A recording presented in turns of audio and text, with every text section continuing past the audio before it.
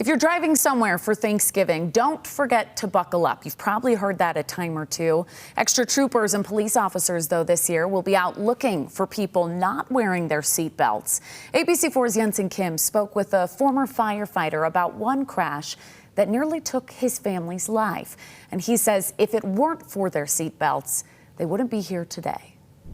Now, with the Thanksgiving holiday ahead, those roads are going to get busier and busier with travelers. Authorities say that it's most important to buckle in for your safety. A lot of people are on the road visiting grandma and grandpa, that type of stuff. So is key to help people learn the importance of wearing a seatbelt. Almost a quarter of 251 deaths on the road this year had people not wearing their seatbelts in the car. There was even one recently.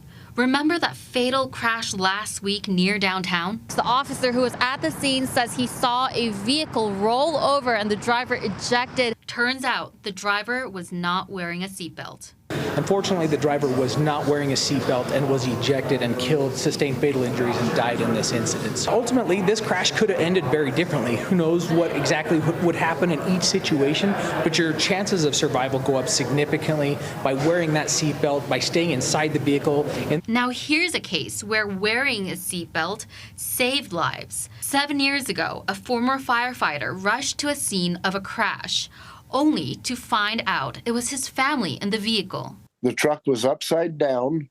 My boy and my mother-in-law were already out of the truck. They were getting my other daughter out of the truck. She ended up with just a broken leg, and my boy was unscathed. He said his family survived thanks to wearing a seatbelt.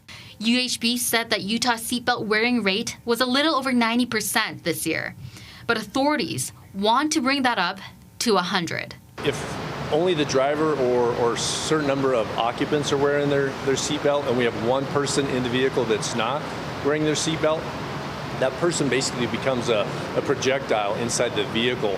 And in what authorities call a click it or ticket campaign, 42 agencies statewide are going to look for anybody in a car who's not buckled in. Jensen Kim, ABC4 News.